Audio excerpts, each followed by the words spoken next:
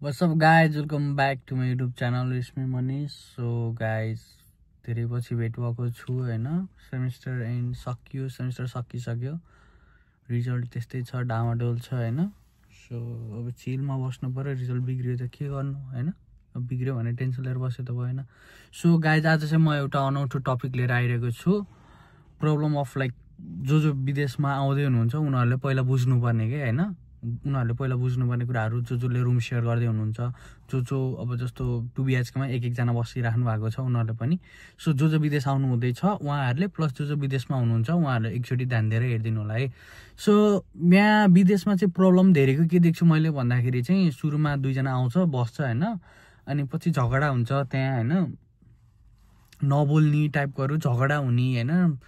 अनि त्यस्तो टाइपकोहरू मैले धेरै भेटेको हुन्छ कि केटीको पनि त्यस्तै केस हुन्छ, केटाको पनि त्यस्तै केस हुन्छ. अनि उनीहरू नबोल्ने, ग्रोसरीहरू छुट्याउने, पहिला सबै सँगै साथी भन्छ सबै गर्छ, पछि सानो सानो कुरामा चित्त दुखाउँछ बस्छ हैन. त्यसपछि चाहिँ के हुन्छ भन्दाखेरि अनि ग्रोसरी छुट्याउने, नबोल्ने त्यस्तो बाहनाहरू हुन्छ, धेरै हुन्छ है गाइज युएसमा चाहिँ. अब अरू देशमा नै सायद यस्तै होला. सो अनि म चाहिँ अब अलि खतरा पारामा भन्न गएको छु गाइज, सुन्नु होला.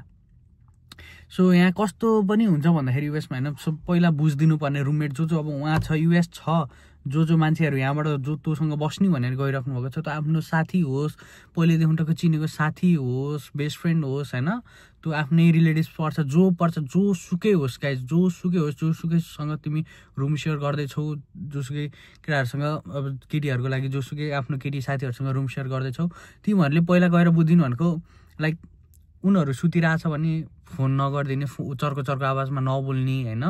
पढ्नुपर्ने छ भने पनि अब हलमा गएर पढ्ने हैन. उनीहरू किनकि यहाँ काम हुन्छ, पढाइ हुन्छ र उसले रेस्ट लिनको लागि एकछिनको लागि सुतिरहेको हुन्छ हैन. अनि त्यो टाइममा पनि अनि त्यसपछि हामी गएर डिस्टर्ब गरिदियो भने त उनीहरूको निन्द्रा खलबल लिन्छ नि त. सो त्यो चाहिँ बुझिदिनुपर्छ नम्बर 1 कुरा है. फोनमा सुतिरहेको अगाडि फोनमा नबोलिदिने, चर्को नबोल्ने. त्यो के बोल्नु छ भने आफू बाहिर जाने बोल्ने अथवा हैन के हो. अनि अर्को कुरा पढ्ने प्राथमिकता, किनकि पढाइ फर्स्ट प्रायोरिटी. अब कोही मान्छे पढिरहेको छ, उसले रातिमा बत्ती बालेर पढिरहेको छ भने पनि तिम्रो भोलि काम छैन भने के हुन, बत्ती बालेर तिमीलाई निन्द्रा लाग्दैन भने पनि पढ्न देऊ उसलाई, किनकि फर्स्ट प्रायोरिटी पढ्नै हो. ऊ अब कोठामै बसेर पढ्छ, सबै सेटअप उसको कोठामै छ भन्दा ऊ कोठामै बसेर पढ्छ. सो तिमी पनि त्यहीँ बसेर त्यही सेटअपमा पढ. तिमी पढ्ने बेलामा पनि उसले त्यही बिहेभ गर्छ. तिमीले आफूले राम्रो गर्यो भने पो अरूले राम्रो गर्छ त नि, अर्को कुरा त्यो भयो. सो अनि अझै अर्को कुराहरू छ लाइक ग्रोसरीहरूको कुरामा पहिलेबाट तिमीहरू जो गर्दैछौ, मेरो सजेसन है गाइज, किनकि मैले देखेको भोगेको कुराहरू हो. सो तिमीहरू चाहिँ गाइज 4 जना जस्तो छौ, जहाँ 6 जना बसिरहेको छ भने ग्रोसरी पहिल्यै छुट्टियो कि राम्रोसँगै. यत्रोलाई धेरै हुन्छ, यताउता पकाउन आफ्नो टाइम हुन्छ, आफूले 2 जना छुट्टे पनि भयो, 3 जना छुट्टे पनि आफ्नो गर्दा हुन्छ है. त्यो चाहिँ मैले ग्रोसरी सबै सँगै गरेर पछि फेरि ल्याङ हुन्छ क्या, त्यो पनि हुन्न. अनि बुझिदिनु पर्ने कुरा त्यो पनि छ. अनि अर्को कुरो, काम सबैको एउटै हो गाइज. भोलि उसको काम छ भनेर ऊ सुतिरहेछ भने त्यस्तो डिस्टर्ब गरिदिनु भएन, पढ्न लाग्छ भने डिस्टर्ब गर्नु भएन हैन. सो हल्ला गरिदिने कुरा नि भएन. त्यस्तो कुराहरू विदेशमा चाहिँ अलिकति बुझ्नुपर्छ के एज अ रुममेट हैन. त्यो जोहरू नयाँ नेपालबाट आउँदैछ उनीहरूलाई थाहा हुँदैन के. अनि उनीहरू बिजी छ, उनीहरू सुतेको यत्तिकै सुत्या होला भने जस्तो फिल हुन्छ सुरुमा.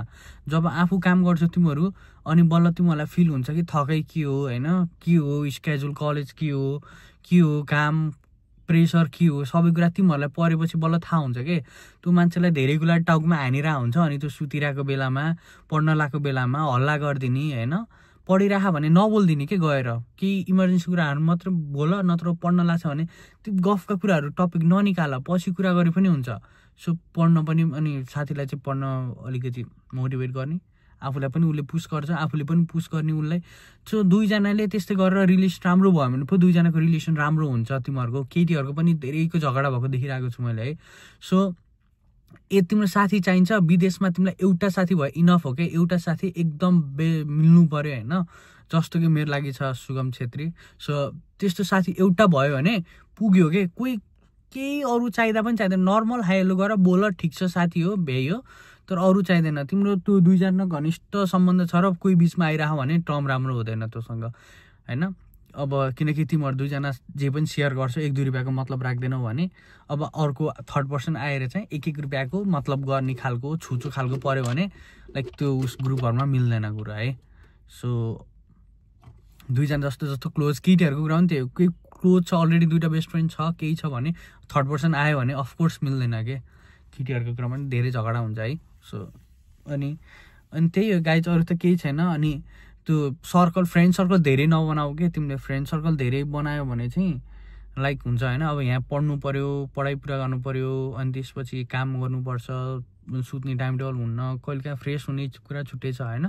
सो यसको बावजुद पनि तिमी सबै फ्रेन्ड सर्कल ठुलो बनाउँछ कहिले कसले बोलाउँछ कहिले कसले बोलाउँछ काम छोड्दै आज यता जाम भन्छ काममा चाहिँ म बिराम भयो भनिदियो काम नगयो त्यस्तो गर्नु भएन है। सो आफ्नो प्रायोरिटी के हो फर्स्टमा त्यो थाहा पाउनु पऱ्यो गाइज त्यति नै थियो। सो भिडियो हेरिदिनु भएकोमा धन्यवाद। सो अनि गाइज यही थियो होइन कुरा बुझिदिनु पर्ने कुराहरू लाइक पहिला तिमीहरू आउनुभन्दा पहिला बुझ्दैौ किनकि उसले तिम्रो लागि राम्रो गरिदिएको छ भने सानो सानो कुरामा उसको लागि होइन छ्या मेरो कपाल सानो कुरा उसको सानो कुराहरूमा चित्त नदुखाऊ। तिमीले सानो कुराहरू उसको त्यो चित्त दुखाउन छोड्यो अनि उसले पनि चित्त दुखाउन छोड्छ मतलब गर्दैन सानो कुराहरू भने त्योहरूको फ्रेन्डसिप राम्रो चल्छ विदेशमा है। सो सानो कुरामा चित्त दुखाएर तिमी मनमुटाव राख्छौ भने तिम्रो कोही पनि राम्रो साथी हुँदैन। सो त्यही थियो गाइज मेरो मनमा लागेको कुरा मैले भने मैले देखेको मैले भोगेको कुराहरू मैले भने। सो मेरो ओपिनियन सबै कुरा राइट छ भन्ने कुरा हुँदैन।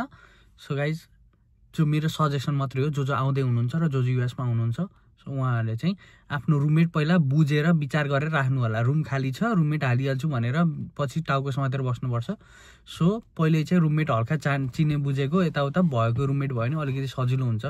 जस्तो मेरो साथीसँग मेरो एउटा मात्र त्यस्तो साथी छ कि त्यो साथीसँग म जे पनि कुरा सेयर गर्न सक्छु यति क्लोज छु कि लाइक हुन्छ नि कोही होस् के त्यस्तो के लाइक त्यसको लागि होइन लाइक यसलाई पऱ्यो भने केही नसोचे पहिला त्यही आउँछ कि जे पऱ्यो नि पहिला त्यही आउँछ साथी त्यो चाहिँ एउटा हुनुपर्छ। त्यो रेस्ट अफ द अरू भनेको नर्मल फ्रेन्ड्सहरू भइहाल्यो अरू सर्कल नि अरू साथी नै चाहिँदैन भनेको होइन अरू साथी चाहिन्छ तर आफूले दुःख सुखमा एउटा साथी चाहिन्छ। दुःख पर्दा उसले हेरिदियोस् उसलाई दुःख पर्दा आफूले हेर्नु पऱ्यो त्यो चाहिँ। सो त्यो तिमीले राख्यौ भने चाहिँ त्यो मनमा लिनु पऱ्यो आफूले दुःख पर्दा। मेरो खुट्टामा हल्का एक्सिडेन्ट भएको थियो गाइज होइन लाइक तेल परिरहेको थियो तातो तेल मेरो खुट्टामा अनि त्यसपछि मेरो साथीले चाहिँ मलाई पुरै लाइक त्यो गरिदिया हो क्या रिकभरी प्रोसेस पुरै साथीले गरिदिया हो पुरा त्यो ड्रेसिङहरू सबै साथीले गरिदिएको। सो त्यस्तो बेलामा उसले मलाई हेल्प गर्छ भने मैले उसको सानो कुराहरू केही भन्यो होला कहिले चित्त दुखायो होला पर्ने बेला त उसले गर्यो नि त। सो त्यो कुरामा म चाहिँ फेरि सानो कुरा लिएर यसले यस्तो गर्थ्यो त्यो केही दुखाउन चित्त अनि उसलाई पर्दा म गर्छु त्यस्तो चाहिँ एउटा हुनुपर्छ। अरू भनेको चाहिँ साथीहरू चाहिन्छ गाइज। सो गाइज यति नै थियो राम्रोसँग पढ्नु होला जो भिजा लगाइसक्यो राम्रोसँग आउनु होला। सो भिडियो चाहिँ आइरहेको हुन्छ तर त्यही हो फुर्सद भयो भने हाल्ने त हो होइन। सो राम्रोसँग हाल्नु पनि पाएको छैन अहिले खासै कन्टेन्ट पनि केही छैन सबैजना समर लगाइरहेको छ कोही अन क्याम्पस हान्ने हानिरहेको छ कोही डुलिरहेको छ नेपाल जाने गइरहेको छ होइन। सो आफू नेपाल जाने नि पाइएको छैन खै अब पैसा कमाउन केही छैन गाइज कताबाट नेपाल जानु। सो गाइज यति नै थियो थ्याङ्क यू सो मच हेरिदिनु भएको भिडियो कस्तो लाग्यो कमेन्ट गरिदिनु होला तल। सो मेरो कुराहरू हजुरहरूलाई सुरुमै नराम्रो लाग्न सक्छ हजुरहरू जो यहाँ आउनुहुन्छ भोग्नुहुन्छ अनि हजुरलाई यो कुराहरू राम्रो लाग्न सक्छ। So thank you so much guys by by.